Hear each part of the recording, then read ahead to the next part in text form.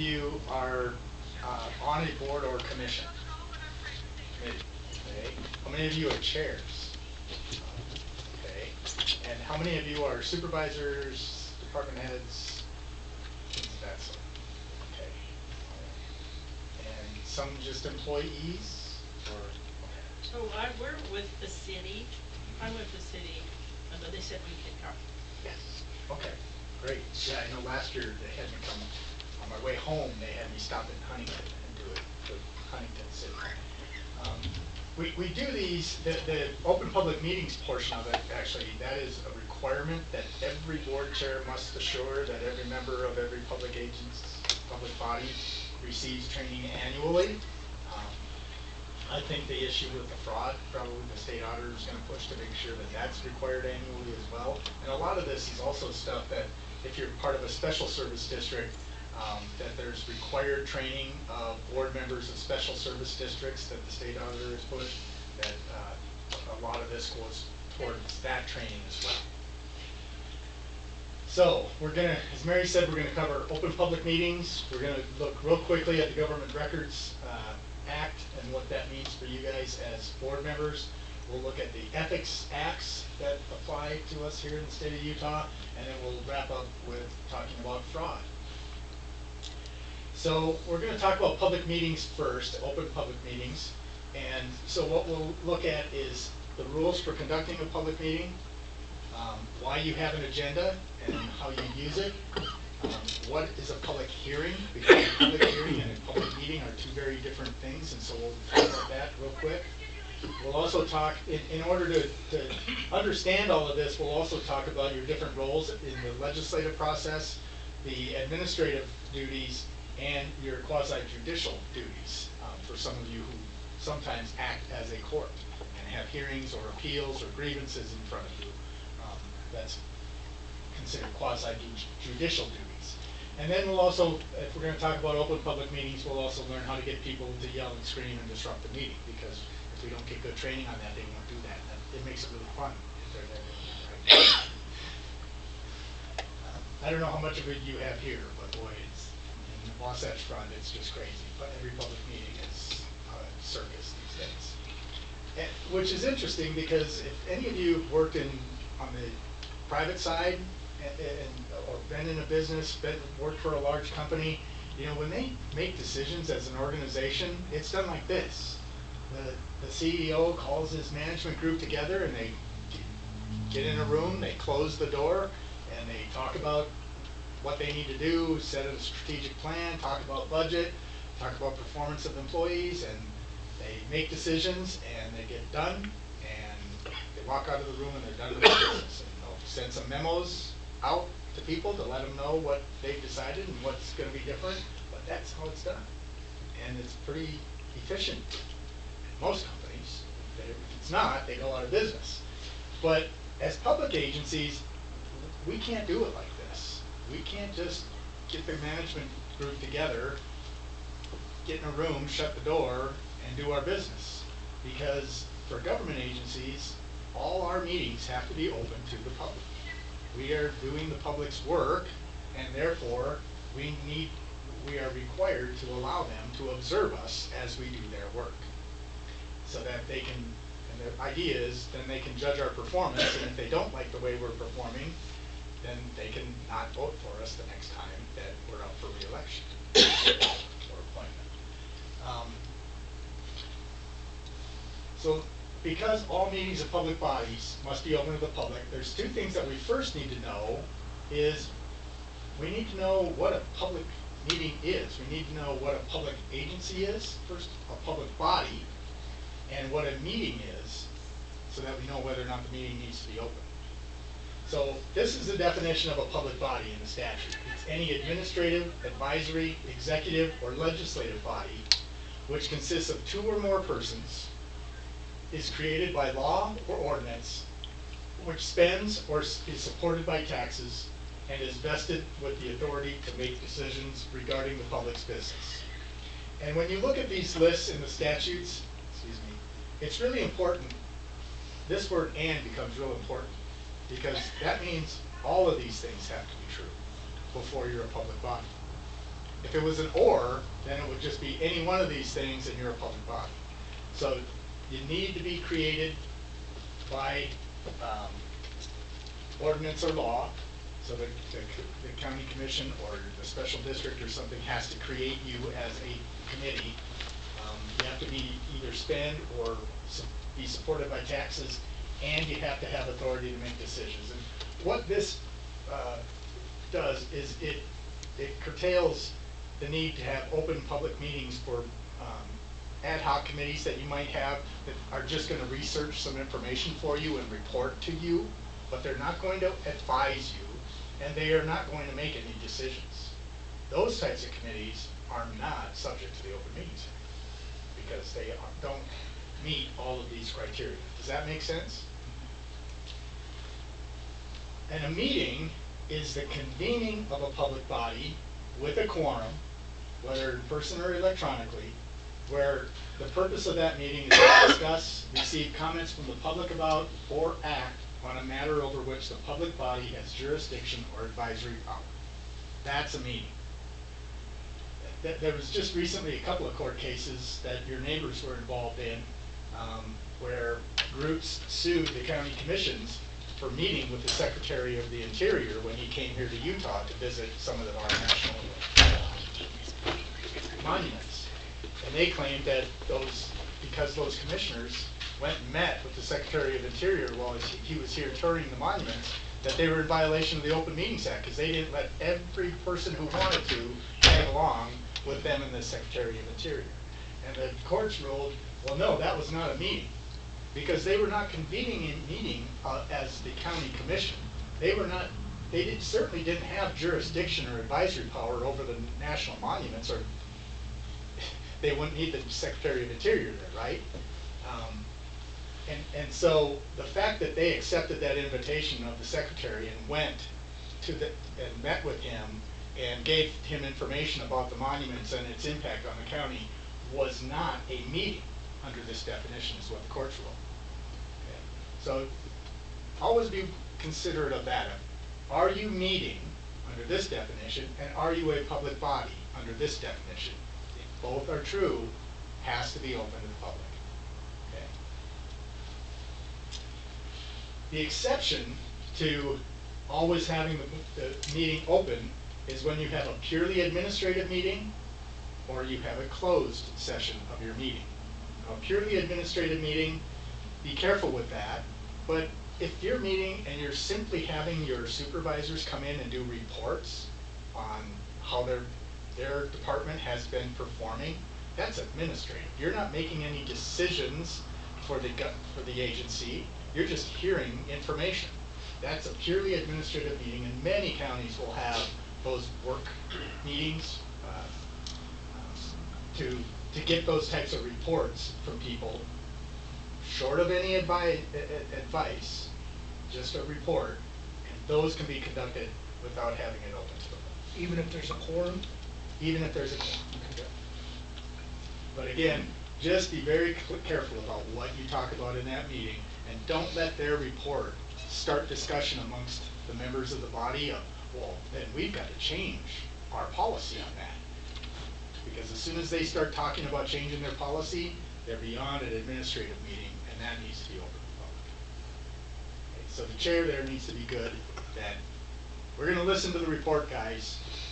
In our open meeting, we'll discuss anything arising from that report that we think we need to make some changes because of it.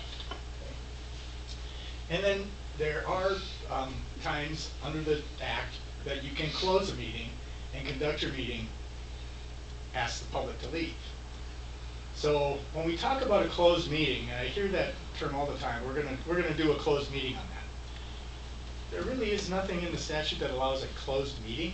There's only a closed session of an open public meeting. So to hold a closed meeting, you must first begin in a valid open meeting, open public meeting that's been noticed, and the whole bit. And we'll get to all the rules for an open public meeting. But if you're closed, first of all, you started an open public meeting, then 2/3 of the members of the body there have to vote in favor of closing the meeting. And the minutes of that open portion of the meeting have to show the reason why you closed the meeting and the location that you closed the meeting at and the roll vote for closing the meeting. So unless it was unanimous, which can be considered a roll vote, you have to show the roll of who voted in favor and who voted against closing the meeting. The closed portions of the meeting are for discussion only. You can't take any action in a closed session of a meeting. So you're not making motions or anything like that during or taking any votes during a closed session of the meeting. And everything that you discuss in that closed session has to be within the specific exception that you used to close the meeting in the first place. And I see this every now and then in smaller agencies where they might have one item where they're going to discuss the professional competence of an individual, one of their employees, decide whether or not they're getting the job done, or that they're suffering a mental health issue. And so they need to discuss the mental health of an individual. And they also have to discuss some lawsuit that's being filed against them. So they're going to have those two issues that they want to discuss in closed meeting. And so they just close the meeting and discuss both issues. And I'd advise against that. Close it for discussing the physical mental health of an individual, reopen, and close it again for discussing the litigation. And then you will meet the strict requirements of the statute. Because again, you have to have it on the record, the reason for the closing. This doesn't happen all that often that you close a meeting. It probably happens more often than it should. I see a lot of people closing meetings for things that they don't really have the authority to do. But real quickly, the permissible reasons to close a meeting are to discuss the character, professional competence, and physical mental health of an individual. Some people refer to this as the personnel exception, but be very careful with that. It is not a personnel exception. You are discussing the professional competence, physical mental health of an individual. You're not reviewing performance of all employees at once. You're not talking about what a reasonable COLA increase is. Yes? When you close that meeting, you have to give the reason. Yes. And so... But you don't have to say who it is that you're talking about. Okay. And you don't have, when we get to the minutes of the meeting, you don't have to put that person's name in there either. Okay. Just reference to that action. Right, so when I close my board meeting, we put it, the motion is to close the meeting to discuss the character, professional competence, or physical mental health of an individual. We don't say we're going to close the meeting to discuss whether or not Joe is competent or not. Use the wording right out of the statute and you're safe. So just be careful with that one. Once you've discussed, and so you can discuss Joe's professional competence. Is he capable of doing this job? But when you start discussing what you're going to, okay, so we're going to give him the promotion. We're thinking we'll give him the promotion based on looking at his professional competence. But once you start talking about, okay, so we all agree that we're going to hire him or promote him, and now what are we going to pay him? What's he worth? That all has to be done in an open public meeting, because you're no longer talking about the professional competence of Joe. You're talking about hiring him or promoting him and what his salary is going to be. So you come back into open meeting to do that discussion, okay, to be safe. You can close a meeting for collective bargaining strategies, and Salt Lake is the only one I know that has a functioning union, like sheriff's department, but that sounds like there's only about a dozen employees that will pay the dues. So I don't think that they close theirs for bargaining. You can close it to discuss pending or reasonably imminent litigation. And again, some people refer this as the talk to the attorney exception. It's not talk to the attorney exception. It's only when you're going to talk to the attorney about a lawsuit. Reasonably imminent lawsuit. So just because somebody said if you do that, we will probably sue you, isn't enough. If they've said in open public meeting on the record that they plan to sue you for your action, that's probably enough. But anything short of that, I'd be careful. They actually brought a bill last session to clarify that you can close a meeting to have discussions with your attorney, because, right, there's attorney-client privilege, right? You should be able to discuss anything with your attorney and have it be private, but not as a government body. You can only talk to your attorney about reasonably imminent litigation in a closed meeting, which is problematic, and why we'll push to try and get that bill back in again to allow you to speak to your attorney on any issue in a closed meeting. Then there's two here that have to do with purchase, exchange, lease of real property, sale of real property, and that's when you are selling or buying property for your agency. And if you did that in an open meeting, it would harm you in your ability to get the best deal. Then you can close the meeting. You can also close it to discuss deployment of security personnel, devices, or systems. So if the library board wants to close the meeting to talk about putting up security cameras around the library, they can do that. And you can also close the meeting to conduct investigative proceedings regarding allegations of criminal misconduct, which county commissions sometimes do that, city councils sometimes do that. Most other boards wouldn't have that coming up. And then to discuss confidential information, confidential commercial information obtained by a property taxpayer. So that's the issue. That there's a lot more to that exception, so just review it with the county attorney or city attorney to make sure that you can close your session to discuss that confidential commercial information. Okay? And like I say, they brought the bill to add number 9 that was going to be talk to your attorney. That turned into something very different that is, we don't see as something that anybody would ever use anyway, but the legislator got to put one in his column for a bill passed, so we'll look at it again. And just remember that any action that results from discussion in a closed meeting that's in violation of this can be found to be nullified and voided anyway. So just be really careful about making sure you open back up into the open meeting to conduct your business when it's appropriate. So when we're in a closed meeting, you don't have to take written minutes. You can if you want, but you are not required to. If you take those written minutes, then you see you have to include pretty much what you have to any other time that you take minutes for a meeting, include the date, time, place, members present, and the names of those in attendance, as long as doing so would not undermine the purpose for closing the meeting. So if you're discussing real estate with someone that you plan to sell or buy property from, you wouldn't put that they were at the meeting, because that would disclose that, that would go against the reason why you closed the meeting in the first place. If you do take minutes, they are automatically considered protected documents under GRAMA, and they're not public documents, so you wouldn't have to release them under GRAMA. Recording of closed meetings is a requirement. You must record closed meetings. Where is that found at? That is in the Open and Public Meetings Act. And that has not always been the case.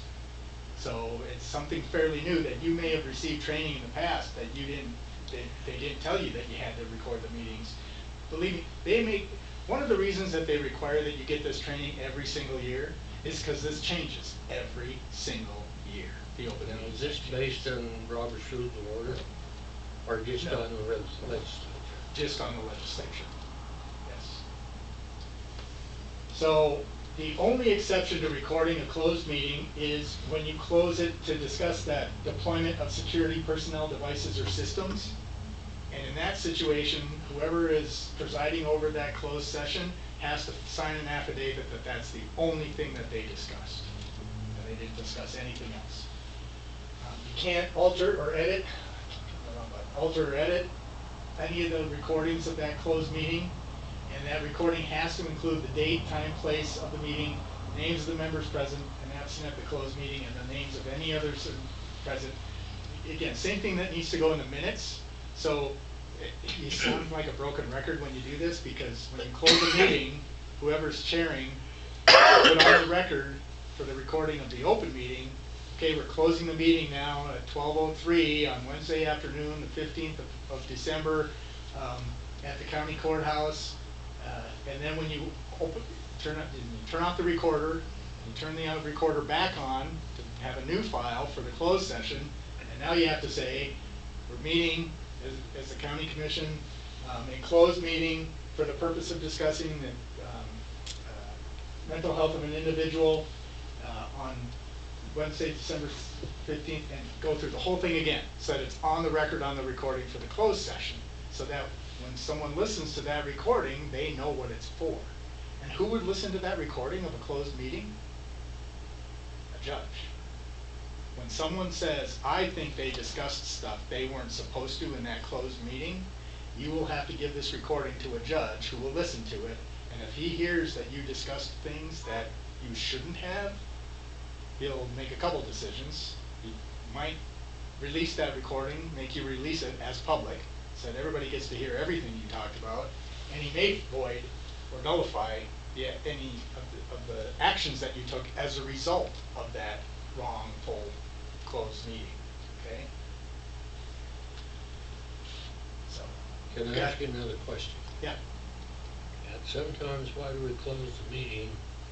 Sometimes in these closed meetings, the information's out before we get out of the meeting.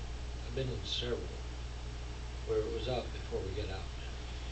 Yeah, if people that are part of that closed meeting share that information outside, I mean, there's not a lot you can do about that. It's unfortunate. I mean, especially, you know, they run the risk. Again, when you look at the reasons why we're closing the meeting,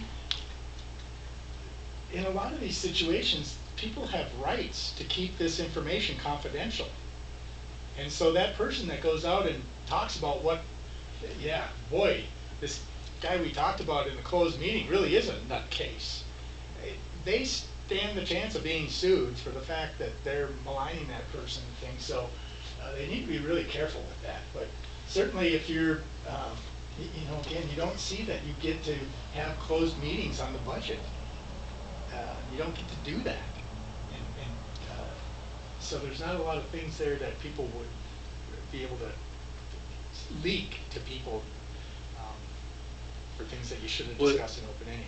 Would there ever be any reason for someone to be in the closed meeting that's not on the city council or commissioner or something, or is this only for elected, appointed officials, boards of directors? The body decides who's at that closed meeting. So, like I say, when you close it for reasonably imminent litigation, you better have an attorney in the room if you're going to say that you're discussing litigation. Some attorney anyway, right? But that's at your invitation. Okay. But people are not, they don't have a right to be in this closed meeting unless the body invites them. And I would keep it as small a group as possible. Only the people who need to be there. From time to time, I'm invited to these closed meetings on imminent litigation because I'm the one that's coordinating the defense for the county and hiring the attorneys that are assisting the county attorney in defending the county. So I talk strategy, I talk possible settlement, and so I'm invited to that closed meeting. All right. So we understand a closed meeting and how we handle a closed meeting. So let's go back to the regular open public meeting. For a regular open public meeting, we have to do our notices of those meetings. So all public meetings have to be properly noticed, which you do two things. If you hold a regular scheduled meeting, like every third Thursday or every Wednesday afternoon, you have to have that schedule, that annual notice of those scheduled meetings approved and noticed by providing them at the customary meeting location to the local, give it to the local media. You don't have to assure that it gets printed. It's up to them if they print it or not, but you have to make sure you provide it to the local media, and you have to put it on the state public notice website. Then, before each individual meeting, you send out at least 24 hours in advance of each meeting an additional notice, and that notice has to include the date, time, and place of the meeting along with the agenda for that meeting. So this is where you've probably heard the rule, we can't change the agenda less than 24 hours before the meeting. That's where that rule comes from. Because the agenda has to be part of the notice, and the notice has to be made at least 24 hours in advance. So if you didn't have it on the agenda by noon yesterday, you can't talk about it in the meeting that starts at noon today. No, I'm sorry to ask questions.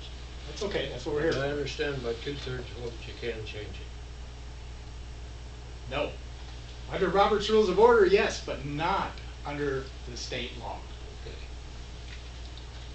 So, does the council have to approve the yearly schedule? Typically, they do.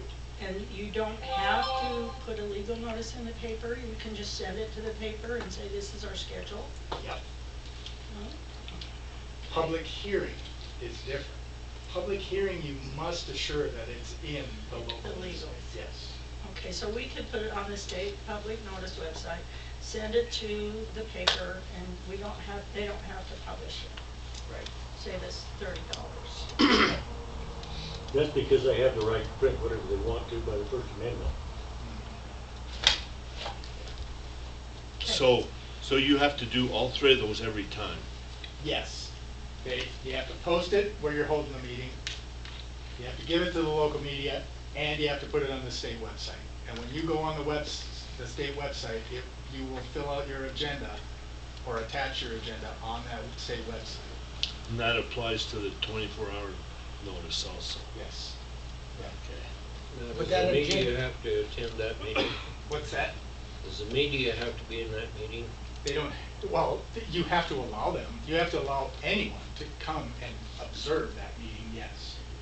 And that's the next piece is, well, we're gonna get to that, who can be at the meeting. But on that agenda, it can be moved around as long as it's on that agenda. Yes. Okay. Yeah, you can move items Okay. with the vote of the body, or if you give, under your rules of procedure, you can give that authority to the commissioner, or to the chair. Because each body also, under statute, is required to adopt rules of procedure for their meetings. You're actually required to have your rules of procedure at that meeting, so that the public that comes in can see what rules you use to conduct your meeting. And if you say Robert's Rules of Order, have the $15 book, 700-page book there, Yeah, that that's separate. explains Robert's Rules of Order to be in full compliance with the law.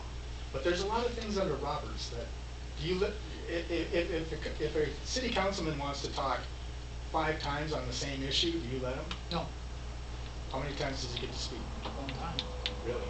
Because under Robert's rules, you can't speak more than twice.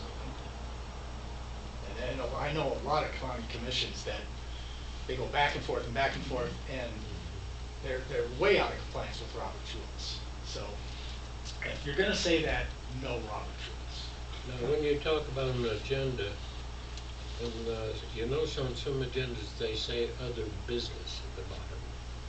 And we're gonna get to that too. Oh, That's well, a problem. Keep going then. Let's talk about minutes quick. So minutes have to be taken for all open public meetings, and I have an asterisk there because they passed a law 2 or 3 years ago that says, because you're taking recording, the recording can be the minutes, and so you won't have to take written minutes. But written minutes are really important because the body gets to look at the minutes and decide if they properly reflect their actions, and then they adopt those minutes, and that is the record of the meeting. Do you really want the recording to be the official record of the meeting with all the garbage that's in the middle? So I don't know anybody that has adopted that and actually uses the recording instead of the minutes. They do both. Again, what is required to be in the minutes, and most clerks know and understand this. The big thing is, we all get the names of the people in the public that come and comment, but you need to make sure that you're capturing the substance of all of their comments. So anybody that's speaking, you need to capture the substance of their comments. You can't just ignore what they had to say. You don't have to transcribe it, but you do have to give some information on it. And again, it's up to the body to decide in the minutes what they heard. I just recently had a person call me, they were very upset that they went and they spoke in front of the commission, and the commission had their minutes, and they approved the minutes. And then after the minutes were approved, this person who got up and had spoken in front of them read the minutes and said, well, they didn't put it in the minutes the way I wanted it. And it doesn't sound right the way they put it in the minutes.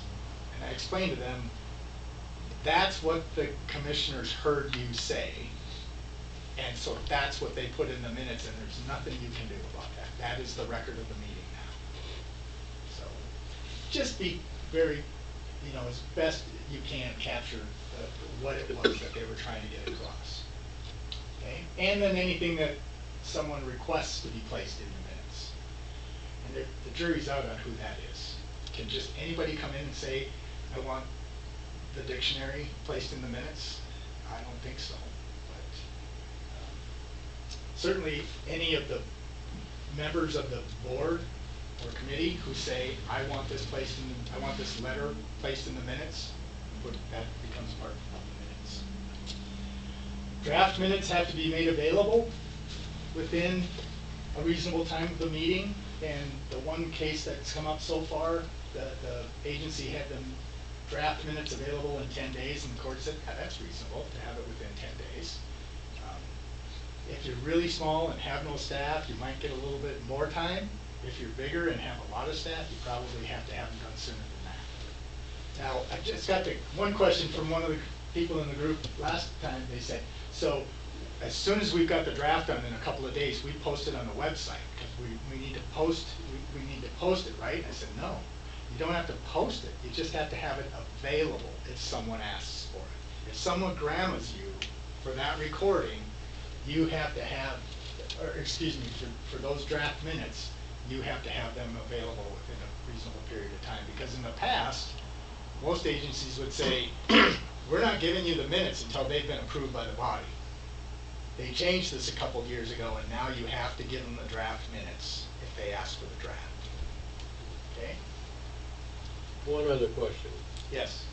If you attend the meeting and then you read the same meeting in the paper, and you wonder if you attended that meeting, what is our recourse? Against the newspaper, you don't have any. Other than to point out what the actual minutes said. Yeah. Okay, thank you. So if you designate the recording as your minutes, and someone comes in and wants to check the minutes, they can listen to the whole recording. You'd have to give them the recording. And we're going to get to the recording, because you got to make the recording available too. Oh, okay. So on the posting the approved minutes within 3 days, do you have anything to do with that website that the? I wish I did. Because it's Transparency, awful. Yeah, it's a pain. And they keep changing, they keep updating it. And you think you've done all the steps and you leave and it doesn't tell you you didn't save this. So you think you posted the minutes and 3 minutes later you go back and you haven't. And you're in trouble with the auditors because you didn't post it within 3 days, but you thought you did. Yeah, that's why I know my clerk, she checks that website, like, when she puts the minutes on it, the next day she'll go back in and make sure that they're available. Because, yeah, 'Cause it's every really time they awful. update that state transparency website, it becomes a headache. So again, after you approve them, then you have to have those available within 3 days. And again, these, detailed in your minutes, but don't do a transcription. I know that I've had a few clerks over the years that just felt like they had to type out every single word that everybody said. That's not necessary. Recordings. All open public meetings must also be recorded in addition to minutes. The recordings cannot be edited or altered, so if you forget to say we're taking a break and we're going to turn off the recording, and when we start the recording up again, when we start and you take a 10-minute potty break and you forgot to turn off the recorder, you leave it in, folks, because you cannot edit that, right? recordings have to be labeled so that they're easily identifiable, because when someone asks for the recording and you say, well, we're looking for it, we can't tell which one is which, and that's not an excuse. So they put that in the statute, that it has to be labeled.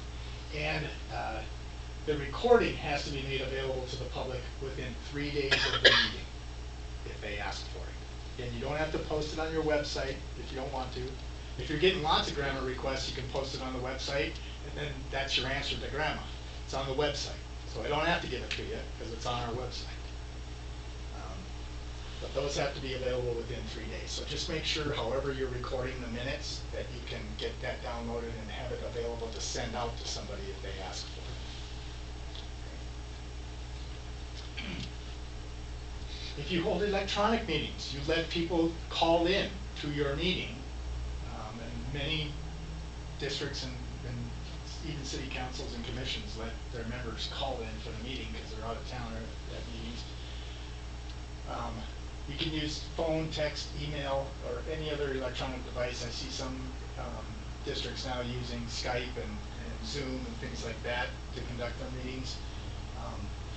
You must first, though, adopt a rule or ordinance permitting electronic meetings. You can't just start having them. You have to have an ordinance or a rule or a policy if you're a district that allows you to conduct your electronic meetings and how they're going to be conducted.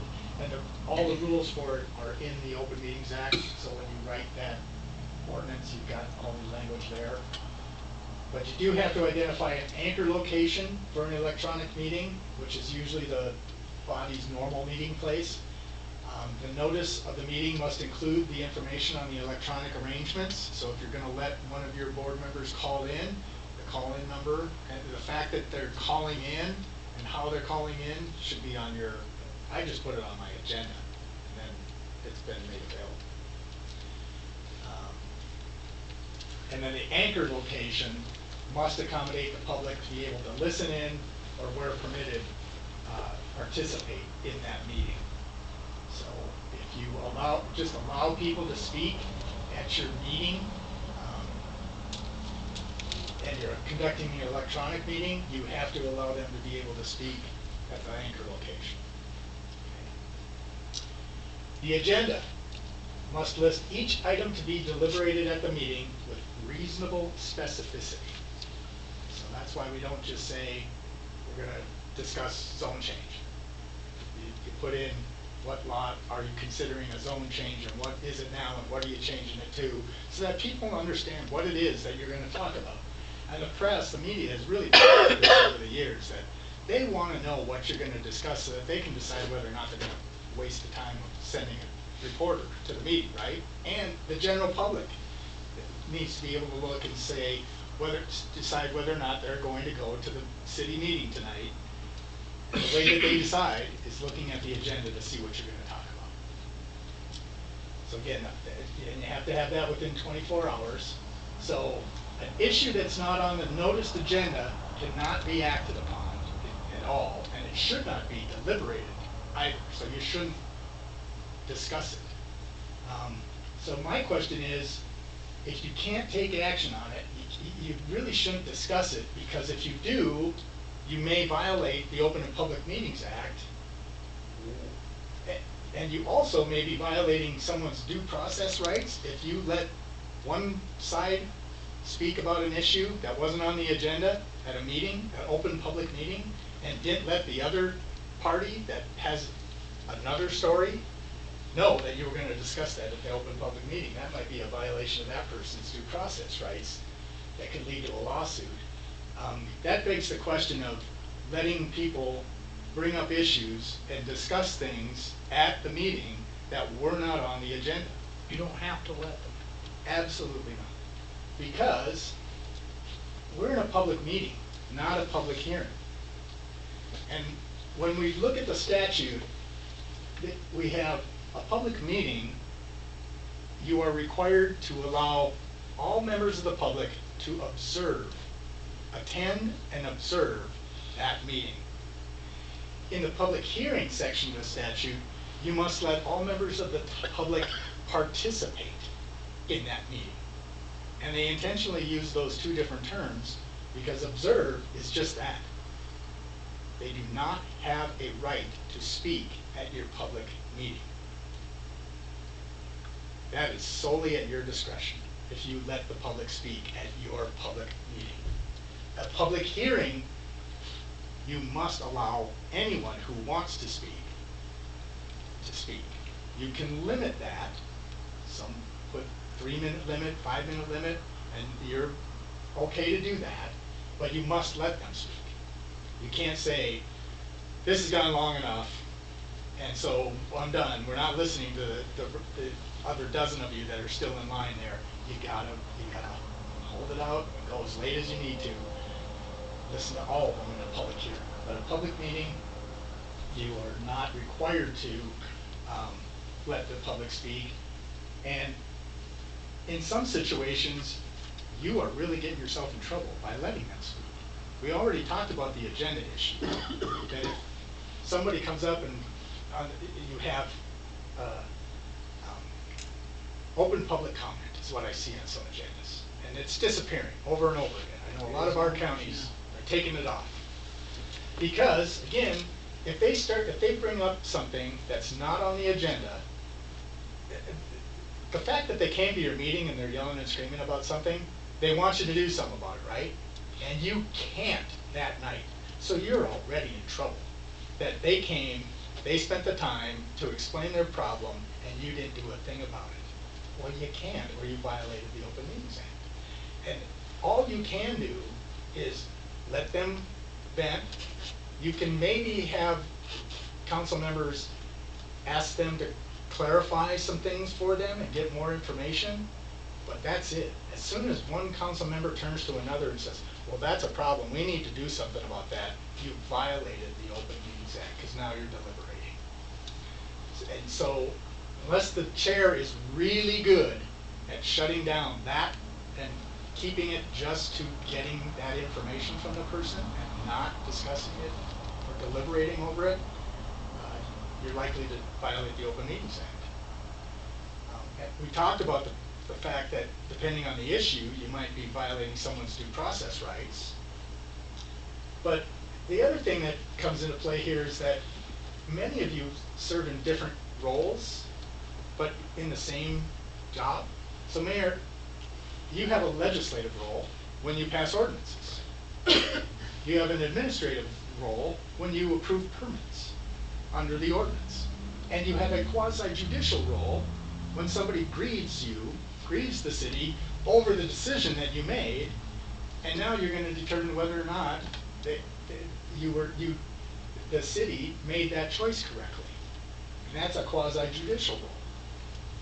In the legislative role, when you are looking at changing a policy, procedure, ordinance, law, you want public input. And this is where the Open Meetings Act requires you, and other law requires you to have public hearings. If you're going to pass the budget, you have to have a public hearing and let people tell you what they think of your budget. When you're going to change your planning and zoning ordinance, you have to have a public hearing to listen to the public and let them give you their concerns about your changes to the ordinance. That's where all that public input is necessary and important to get, why it is required. And you can see there's a group of people, it's hard to see, but there's a group of people outside the legislature there telling them what it is that they should be doing. What if their comments aren't related to your budget or your administrative? And again, that's why the chair is an important position, because if you have a public meeting on the budget and they want to talk about any other issue other than the budget, you got to gavel them down, because it's not appropriate. I mean, you can listen to them; it's an open public hearing. But if you've got a line of people who really want to talk about the budget, as a chair, I wouldn't let them bring up, the fact that we don't sell bicycle licenses in the city. We should start doing that. It's just not efficient. Now, when we get to the administrative role, and all we're doing is looking at the law that we've already passed and performing a function based on our, we're enforcing that law that we've passed. Somebody wants a conditional use permit. And so we look at our ordinance regarding the conditional use permit and decide whether or not their application meets the requirements of that conditional use. That's administrative. And when you get public input here in an administrative situation, the courts don't consider it public input. It's called public clamor. And any decision that you make based on public clamor, the courts will overrule. So when you're doing that, when you are issuing permits based on your law that you've already passed, you do not take public input because it's public clamor. Does that make sense? When you're in your quasi-judicial role, and it makes sense, does this traffic cop, when he's pulled this gal over, does he stop other traffic and pedestrians and say, what do you think? Should I? No. He reads the law and he enforces it. He does not ask for other people's input. Likewise, the judge doesn't ask for the input from people in the gallery, right? They get to watch him, but, and this is another really important one that for some of you who sit at county commission, city council, career service council, things of that sort, where down the road you get to be the judge and jury on an issue, you've got to be very careful about what type of input you've gotten in these other areas, but certainly any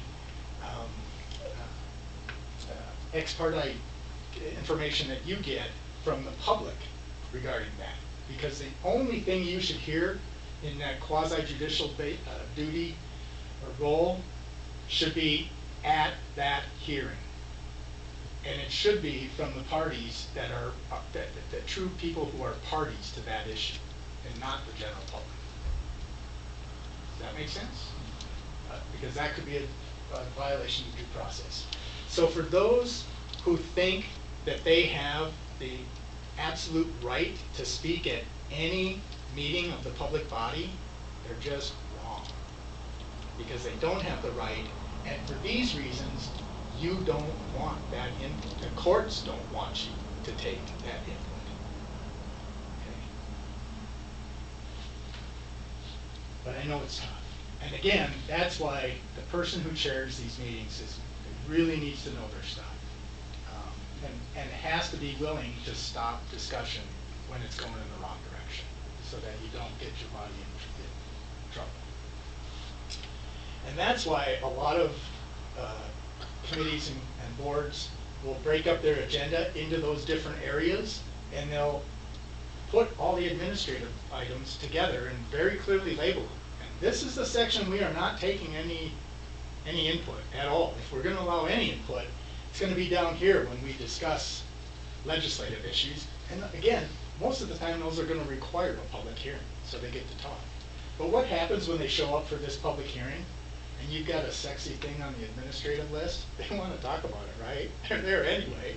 But doing this will help you clarify that all we can do here is look at whether or not the application meets the requirements of our current ordinance. We cannot take public comment on those issues. All right, so we all understand the rules for conducting a meeting, why we have an agenda, difference with the public hearing, and the different roles that we handle, right? Oh, I have a question. Yes. If you have something on the agenda, can you say, we're not going to talk about it today? If the body chooses not to address an item that's on the agenda, yeah, they can Table it. They can table it. Okay. If they just plan on that they're never going to discuss it, they can strike it. Well, we had one that I was asked to take it off, but it was less than 24 hours before the meeting. Oh, I So wouldn't change the I agenda. can't take it off, but they can choose to not talk about it. Yes. They can Okay. table it once they get into the meeting. I wouldn't change, once you've put that agenda 24 hours in advance on the website, I wouldn't change it after that. Okay. The difference between strike and table, table has to be resolved the next 30 days. It comes back up, it just rolls over, right? Right. I think that's So Did they let have me to ask vote you on one that? more question. apparently you've discussed and read a lot of motion meetings. When is the point where we dismiss, shall we say politely, an individual from the meeting? Only if they are disrupting the meeting and they are disorderly, then you can remove someone from the meeting. And it can't be a member of the body. You can never ask a member of the body, no matter how disruptive or disorderly they are, to leave a meeting. What do you mean, member of the body? Governing body. If the mayor has an unruly councilman and he's disrupting the meeting and things, it doesn't matter how unruly he gets, really, they can't force him to leave the meeting. I mean, it would have to get to the point where he's really being so disruptive that it's gonna take a law enforcement officer to get him out of the room. Yeah, But just the what about fact the- that he won't, that he's blurting things out and he's you know, playing with his phone during the meeting, things like that, you can't say, I'm not gonna, you need to get out of here. But a member of the public, if they are disruptive, if they keep shouting out while you're conducting your meeting and they're not recognized by the chair, and they continue that, you can remove them. So what's your liability then become? Just the ability to show that they were disrupting the meeting. Thank you. Okay. On to GRAMA really quickly. You had one more question? He asked a question about striking something off the agenda. What was that last statement you said about 30 days? If they table it, Mayor, you wanna go ahead? Yeah, if you have a subject that comes up and you can't get a vote on it, or you gotta do some more research on it, you can table it. It will go back on the agenda the next month and come back up. But if it's striked or doesn't get a vote, then it's dead. Oh, okay.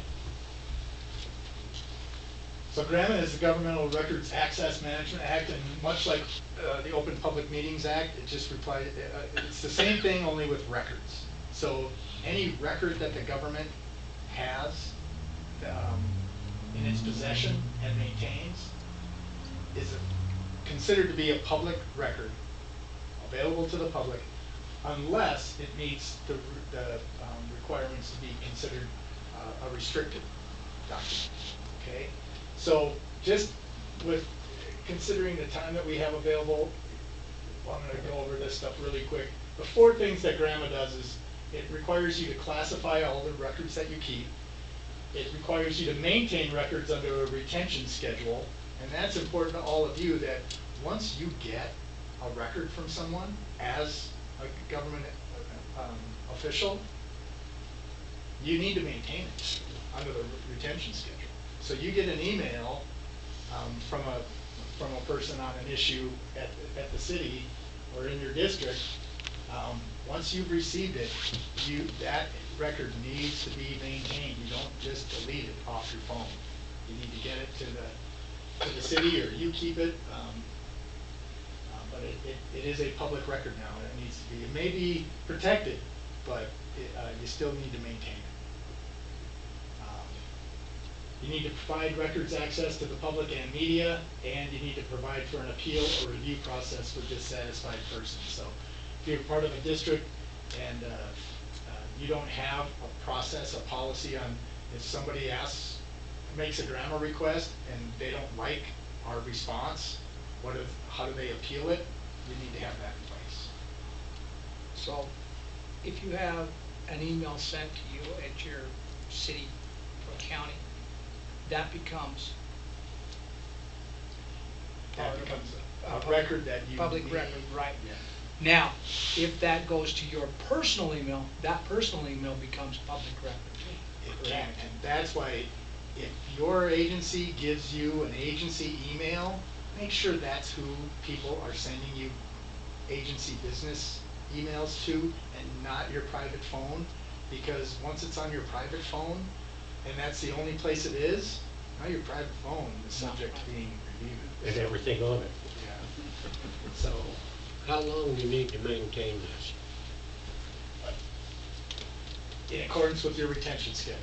So your records officer for your agency will determine what your retention schedule, and there are some rules as far as different documents being retained for certain amounts of time. They will maintain those records for the period of that retention. So some stuff is 5 years, some stuff is 7 years, some stuff is forever.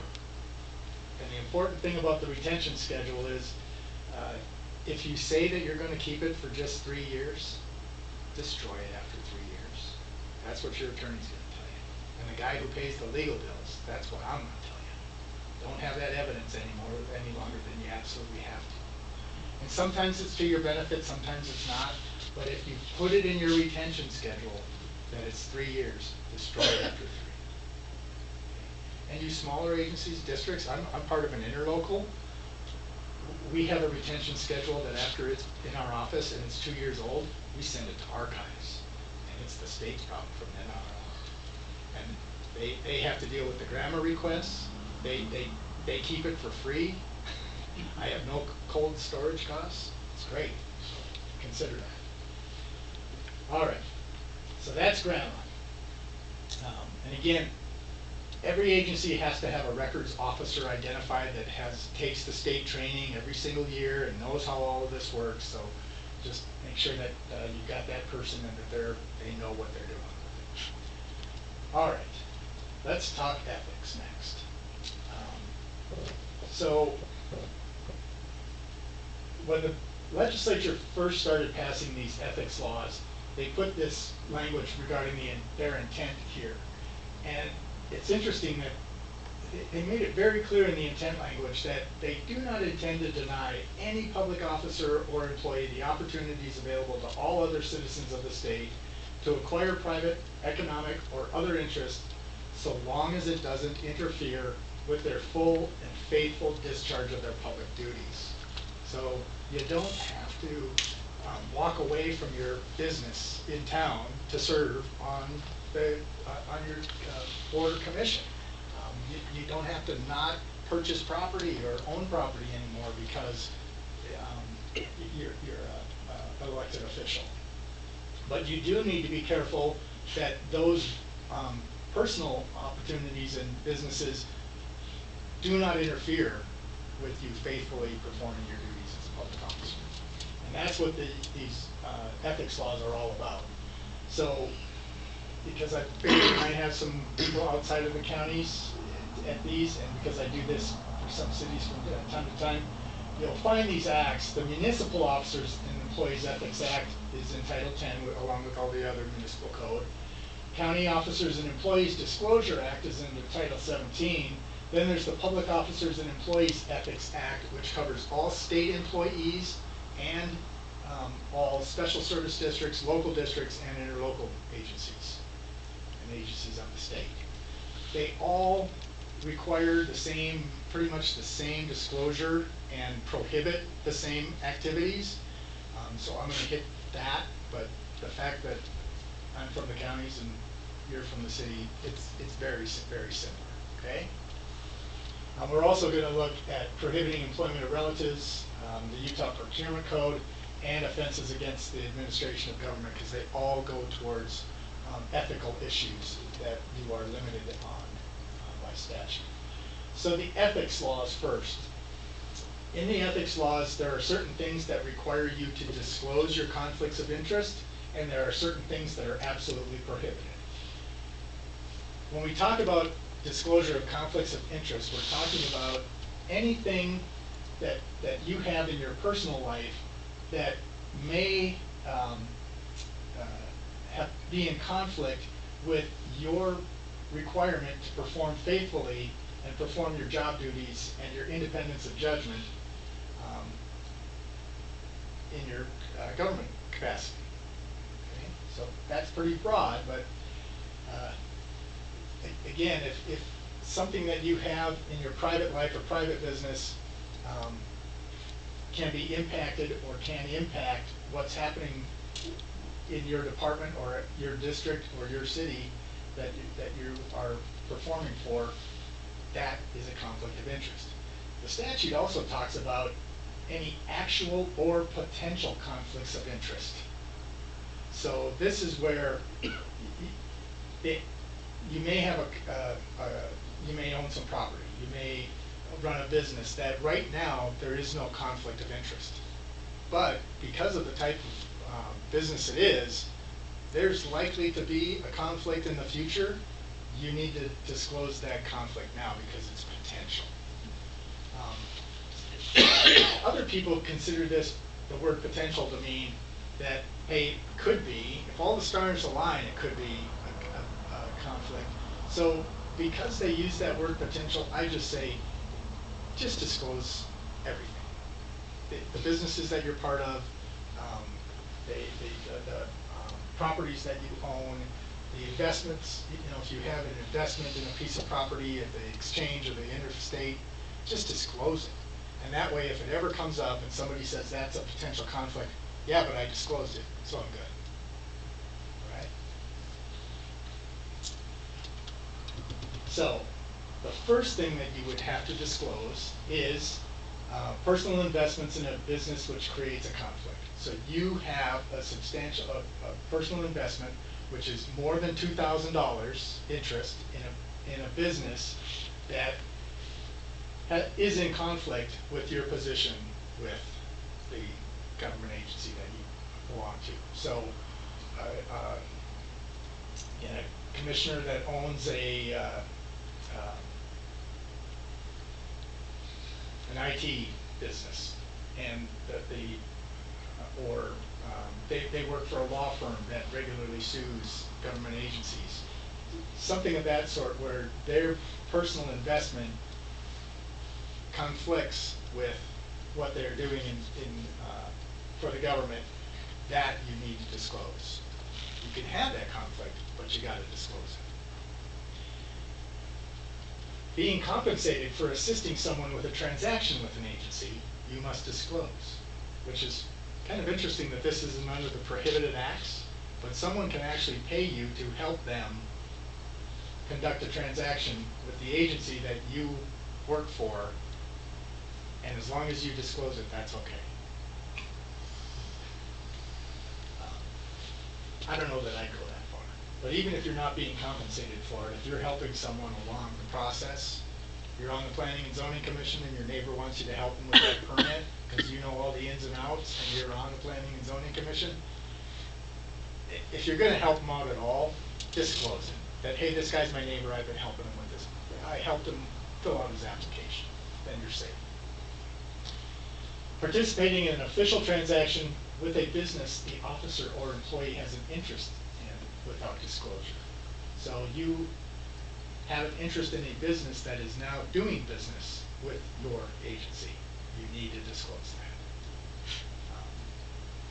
So you own the local cafe, and they are going to start doing catering at the city hall for all their events.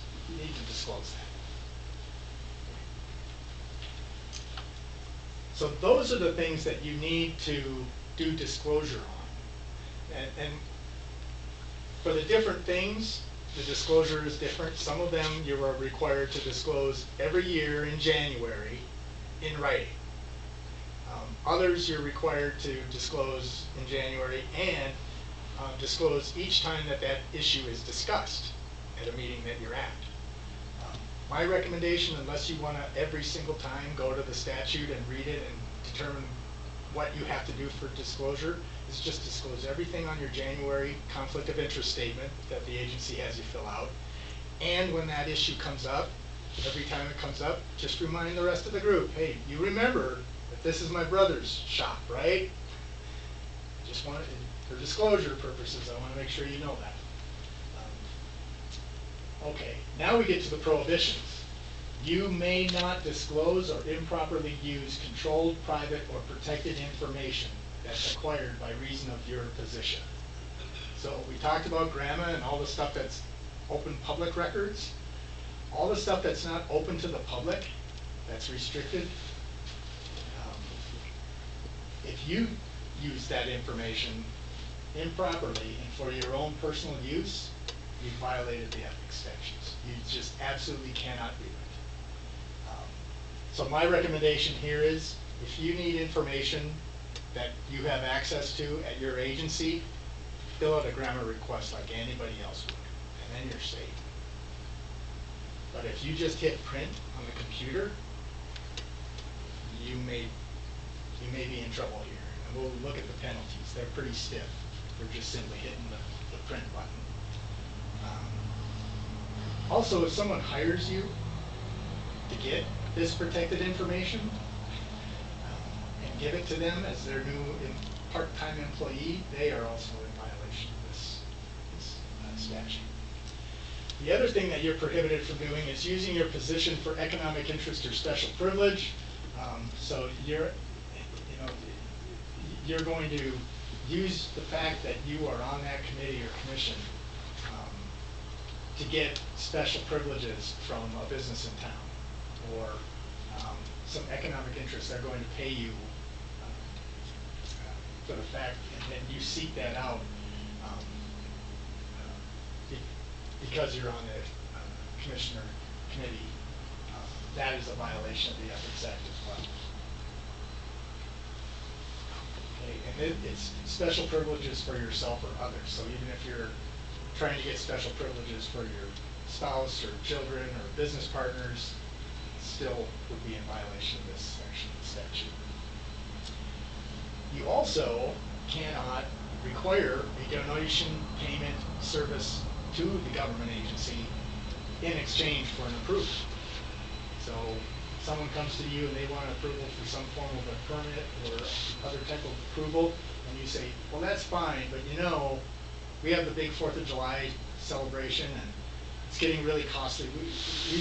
You need to donate $1,000 to the fireworks fund if you want us to approve this permit. That's a violation of the ethics statute. You can't strong arm people to give things to the agency. Now, if they're required to give that donation or payment by statute, ordinance, or rule, it's okay. If you mutually agree that they're going to do it and you're not strong arming them, they really do want to do it, then you can do that. Or if it's a condition of a legal action, settlement, or consent decree, then that's okay as well. But just be careful with that. I used to see this a lot in the old days. I've been doing this for 30 years. And there were a lot of things that local businesses had to give to the city or the county if they wanted things to grease the wheels. And that is not supposed to happen. Now we get to the part of the Ethics Act that most people think of right away when you talk about the Ethics Act, and that's accepting gifts. So the statute says that as a public officer, you may not knowingly receive, accept, take, seek, or solicit, directly or indirectly for yourself or another, a gift or loan that tends to influence you in the discharge of your official duties. Okay? So it needs to be enough that it's really going to influence you, but it's surprising how little people think it takes to buy you guys. Okay? So here's some things in that definition to understand. You may not knowingly take a gift. So someone gives a donation that you didn't ask for, you didn't know about, but they give a donation to your favorite charity because they love the work that you've done as a public servant. You didn't know about it or ask for it. Not a gift. Okay? Wasn't known. You can't receive, accept, take, seek, or solicit. So just asking for it violates the act. You don't actually ever have to take the gift. Just asking for it violates the statute. Likewise, if you have someone else ask for it, that's not okay either. And if you don't take the gift, but it's for someone else, your spouse, your children, your business partners, someone like that, it's still a violation of accepting the gift here. And gift or loan in the statute includes what you'd normally consider to be a gift, cash, or not cash, because you can't take any cash, but hats, jackets, things of that sort. But it also includes someone hires you as a consultant for significantly more than what the normal going rate for that type of consultant is. That's considered a gift under this statute.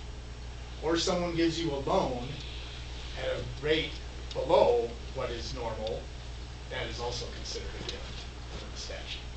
So just be cognizant of that if someone offers you that. So again, what a gift is here. Spells out, again, a little bit more language on what a gift is.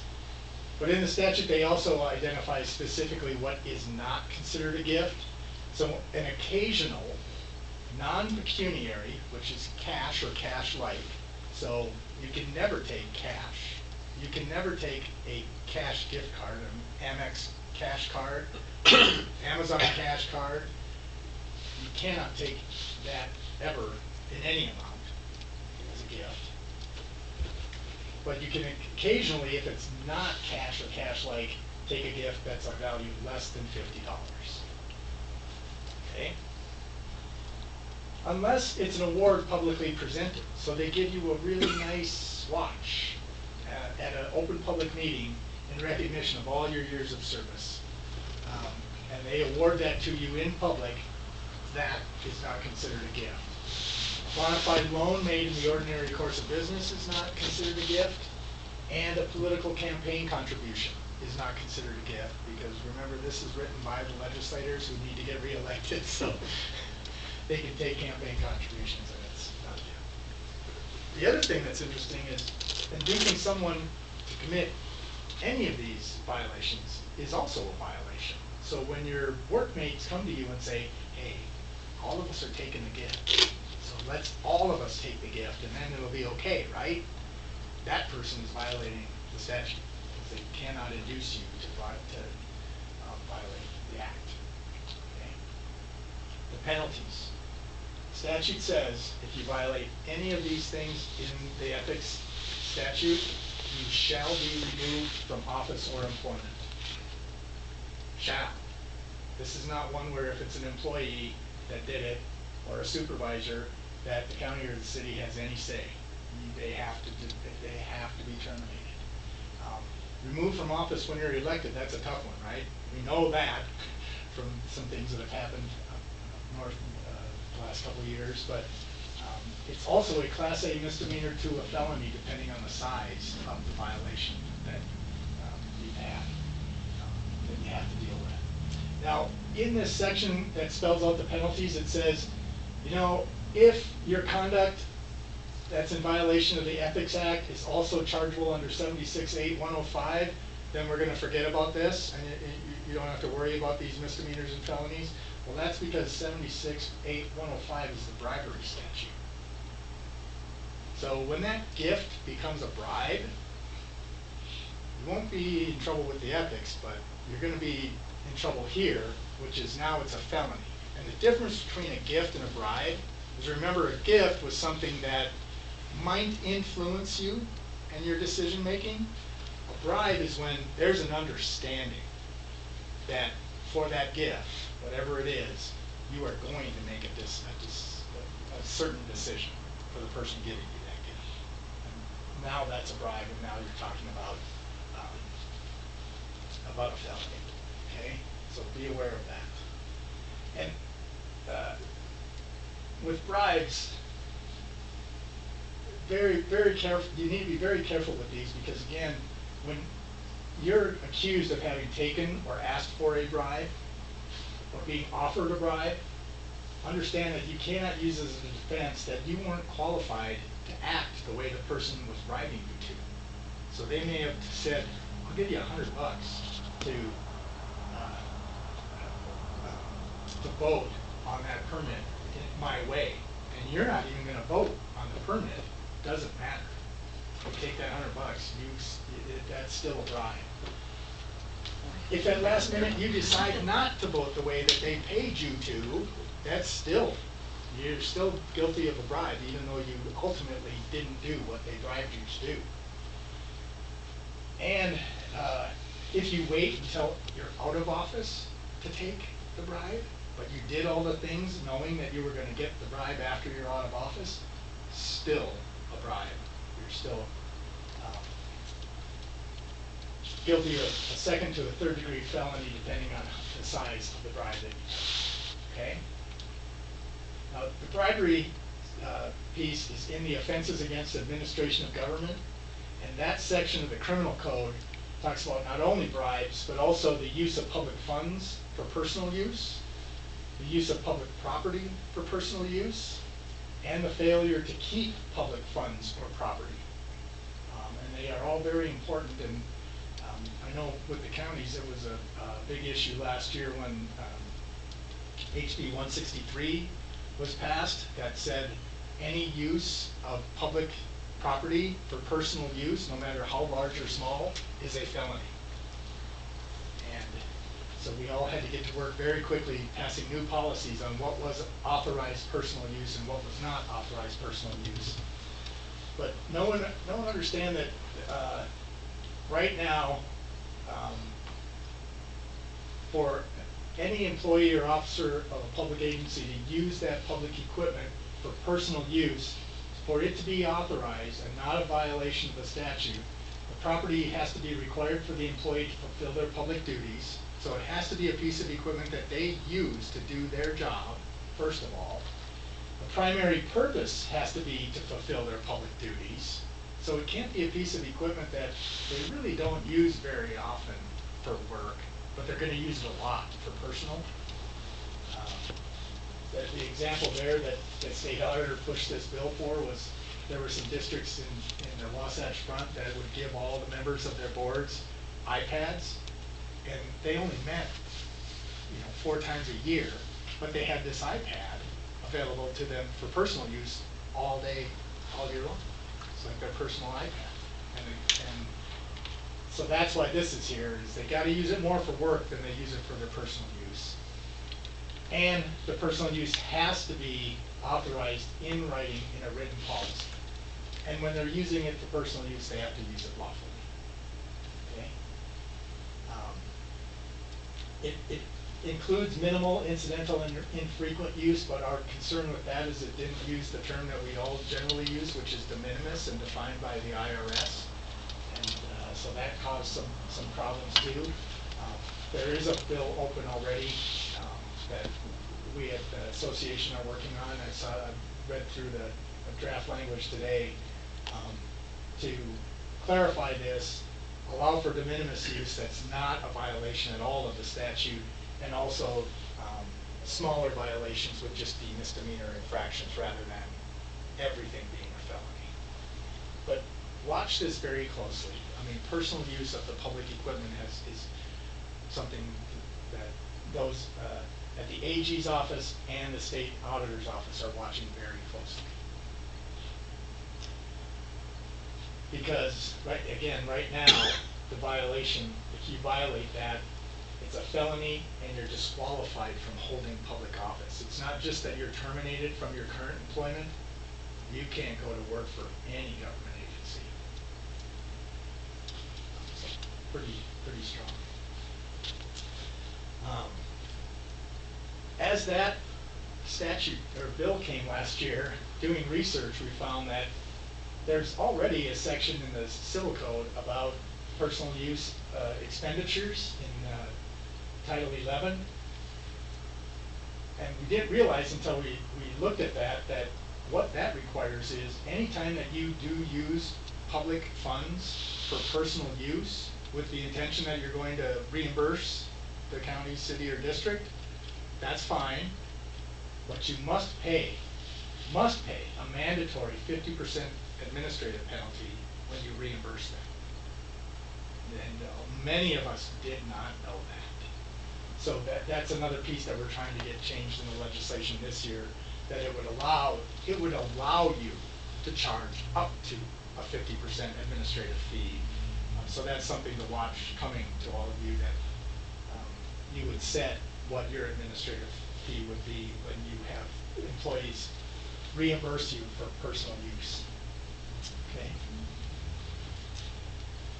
All right. Questions on that? Let's touch on nepotism really quick. So the Prohibiting Employment of Relatives Act says that we cannot have a family member supervise another family member or relative. And a relative means a father, mother, husband, wife, son, daughter, sister, brother, grandfather, grandmother, uncle, aunt, nephew, niece, grandson, granddaughter, first cousin, mother-in-law, father-in-law, brother-in-law, sister-in-law, son-in-law, or daughter-in-law. Now, is that everyone in the city, Mayor? Pretty much all.